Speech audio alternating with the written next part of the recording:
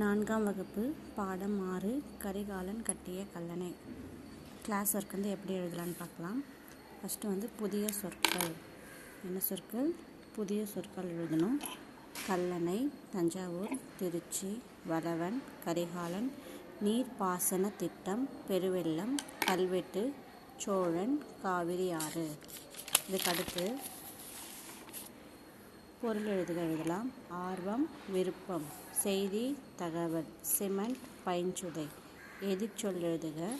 பழமை, புதுமை, அருகில், தொலைவில், மேல்தளம், அடித்தளம். அடுத்துல கொஸ்டின் ஆன்சர் பார்க்கலாம். குருவினா. கரிகாலனின் இயற்பெயர் என்ன? கரிகாலனின் இயற்பெயர் வளவன் ஆகும். கல்லணை எந்த மாவட்டத்தில் அமைந்துள்ளது? கல்லணை தஞ்சாவூர் மாவட்டத்தில் அமைந்துள்ளது. இதிலே சிறுவினை பார்க்கலாம். கரிகாலன் கல்லணையை கட்ட காரணம் யாது?